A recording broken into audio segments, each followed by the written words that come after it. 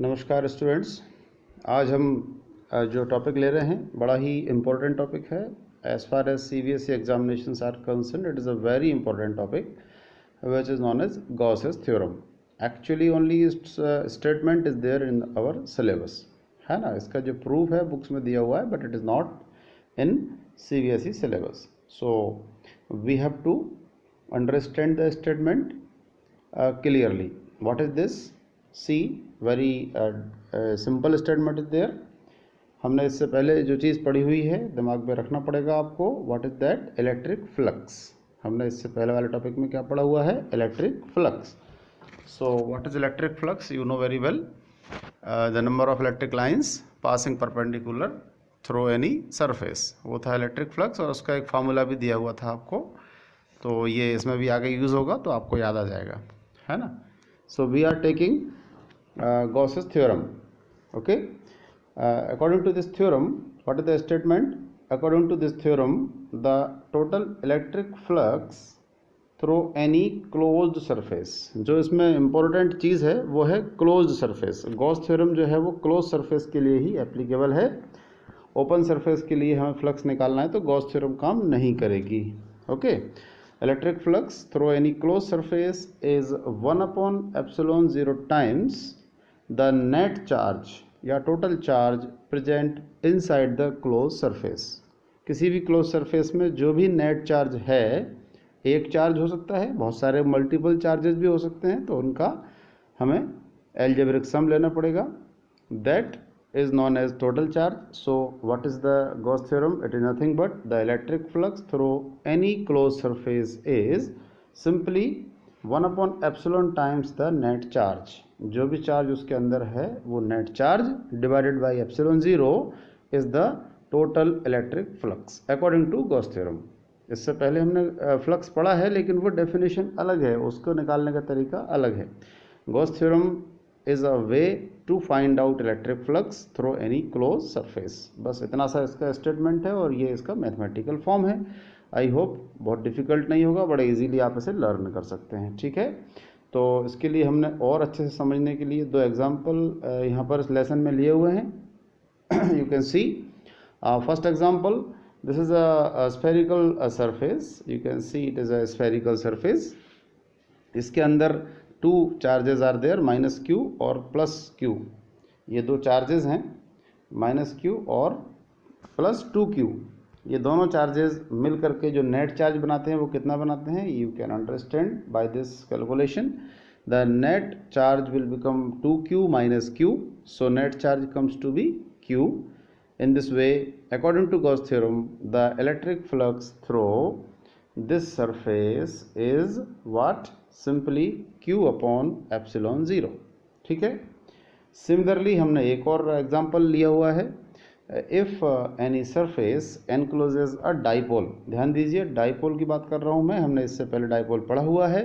Dipole क्या होता है? It is a pair of two equal and opposite charges. So if a surface like this encloses a dipole, then the net flux through it will be 0 because the net charge क्या हो जाएगा? 0 हो जाएगा उसके अंदर। In this way the net electric flux through a closed surface which encloses a dipole is 0। ठीक है, ये इस गॉस थ्योरम के एप्लीकेशन है। इस टाइप के और मल्टीपल क्वेश्चंस आते हैं, तो जब जब हम प्रैक्टिस करेंगे, अगली वर्कशीट्स वगैरह देखेंगे तो आपको डिटेल में बताया जाएगा। then now you come to the application part of it. It is very important actually। Gauss theorem का जो स्टेटमेंट है उसके साथ हमेशा या अक्सर एप्लीकेशन बेस्ड क्वेश्चन एक आता ही है। There are 3 applications basically. One is due to straight line, second is due to plane charge sheet, and another is due to spherical charge spherical hollow conductor. एक स्फेरिकल सेल के वजह से भी electric field निकालना होता है। So there are 3 applications. हम यहाँ पर पहला एप्लीकेशन ले रहे हैं। What is the first application? Electric field due to infinitely long straight charge wire. Infinitely long straight charge wire. Okay, तो यहाँ पर हमने कंसिडर किया हुआ है। Let us consider a long straight wire having a linear charge density lambda. Linear charge density आपने सुना हुआ है पहले, व्हाट इज दैट, ये भी हमने इससे पहले वाले लेसन में लिया हुआ है। The charge per unit length is known as linear charge density. Formula भी हमने फिर से दे दिया है ना, Q अपॉन L और dQ upon DL whatever it is called linear charge density. तो हमने एक बहुत लंबा सा वायर, इन्फाइनाइटली लॉन्ग वायर लिया हुआ है। ट्राई टू अंडरस्टैंड, ये इन्फाइनाइटली लॉन्ग वायर है जिस पर चार्ज डेंसिटी कितनी है, लैम्डा है। ये है आपका इन्फाइनाइटली लॉन्ग वायर और इस पर चार्ज डेंसिटी कितनी है, ये है lambda. Okay, which is nothing but the total charge on the wire divided by total length of the wire. जितने भी पार्ट का आपको चार्ज चाहिए उतने पार्ट की लंबाई से हम निकाल सकते हैं। ठीक है, so we consider a wire having linear charge density lambda. हमें क्या पता करना है, we have to find out electric field at point P। We have to find out electric field at point P। यहाँ पर पॉइंट P दिखाई दे रहा होगा, जो कहाँ पर है, R डिस्टेंस पर है। डिस्टेंस R कहाँ से है, ये distance R from the conductor. Conductor से पॉइंट P तक की जो डिस्टेंस है वो स्मॉल r है। ठीक है, वहाँ मुझे क्या निकालना है, इलेक्ट्रिक फील्ड निकालना है बाय यूजिंग गॉस थ्योरम। ठीक है, सो लेट अस कम, हम स्टार्ट करते हैं इस डेरिवेशन को। क्या करना होगा, to find out the electric field at point P we imagine a cylindrical Gaussian surface. हम एक सिलेंडर लेंगे, जो यहाँ पर डायग्राम में आपको सिलेंडर दिखाई दे रहा होगा, जिसकी लंबाई हमने ली हुई है L और इसकी जो रेडियस है वो सिर्फ ये है R। Small r is the radius. ठीक है, इतनी लंबाई और इतने रेडियस का जो सिलेंडर है, this cylinder is considered as Gaussian surface. What is Gaussian surface, एक ऐसा क्लोज सरफेस जिस पर हम गॉस थ्योरम अप्लाई करेंगे, it is called Gaussian surface. ठीक है, तो we imagine what, a cylinder having radius r, यहाँ पर मेंशन किया हुआ है मैंने, radius r and length L with the wire itself as a axis. ये जो वायर है ये इसका एक्सिस है। ठीक है, इस सिलेंडर का नाम हमने क्या दे दिया है, गॉसियन सरफेस।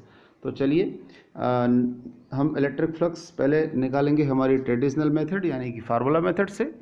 जो हमें इलेक्ट्रिक फ्लक्स का फार्मूला मालूम है उससे निकालेंगे और फिर हम निकालेंगे इसी फ्लक्स को गॉस थ्योरम से।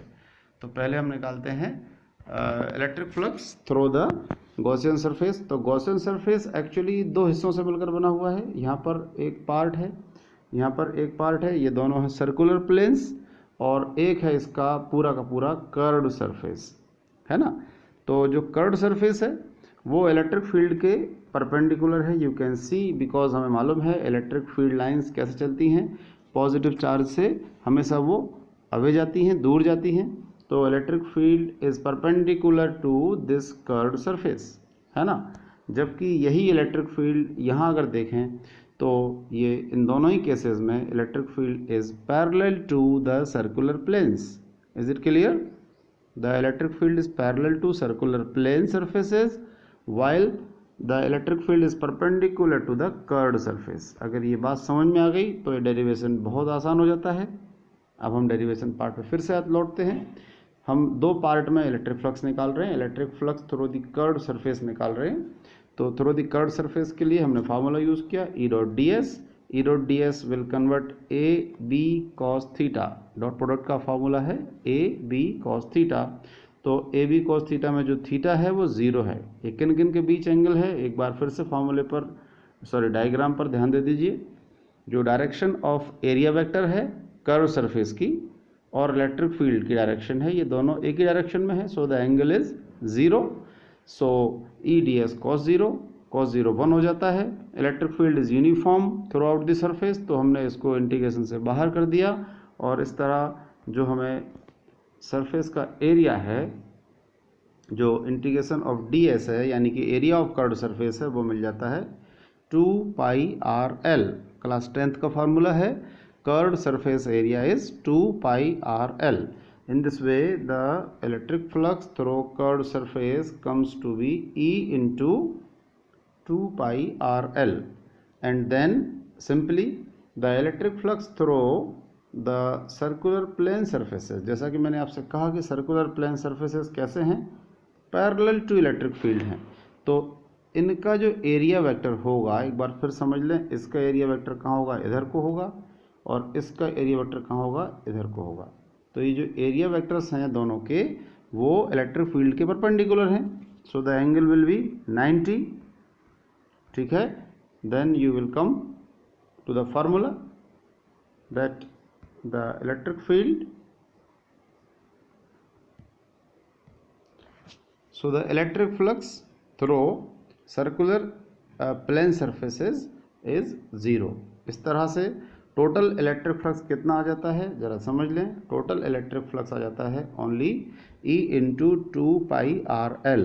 ये वही फ्लक्स है जो कर्व सरफेस के लिए था, बिकॉज ओपन वो जो सर्कुलर प्लेन है वहाँ पर कोई फ्लक्स है ही नहीं। Now you come to the Gauss theorem. एक तरीके से हमने इसको निकाल रखा है, इक्वेशन नंबर 1 इसको यहाँ पर हमने दे दिया है कि electric flux is E into 2πRL। और अब हम उसी फ्लक्स को निकालते हैं किसकी मदद से, गॉस थ्योरम की मदद से। और गॉस थ्योरम कहती है कि the net flux is what, net flux is total charge inside divided by epsilon 0। तो what is the total charge, जो हमारा गॉसियस सरफेस है, गॉसियन सरफेस यानी कि सिर्फ इतनी लंबाई, इसके अंदर कितना चार्ज आएगा ये हम निकालेंगे इस फार्मूले का यूज़ करके। जरा इस फार्मूले को फिर से देख लीजिए, lambda is equal to q by l. So the charge inside is only lambda into l. So the charge inside divided by epsilon 0, it is what, the total electric flux by using Gauss theorem.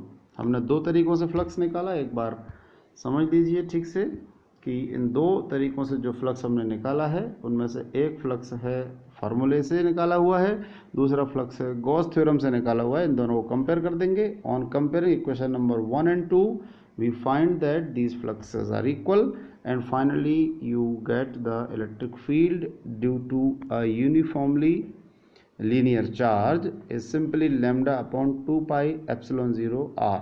और इसकी direction किधर होती है, इसकी direction होती है radially outward, means जो wire है उससे चारों तरफ बाहर निकलते हुए इस इलेक्ट्रिक फील्ड की डायरेक्शन होगी, अगर यहाँ पर पॉजिटिव चार्ज है तो। बाय द वे अगर ये नेगेटिव चार्ज होता तो this electric field will be inward, radially inward, ठीक है। This much is only today's lesson, Gauss theorem statement and one application, ठीक है। इसके बाकी एप्लीकेशंस के लिए हम अगले लेसन का इंतजार करेंगे। Thank you.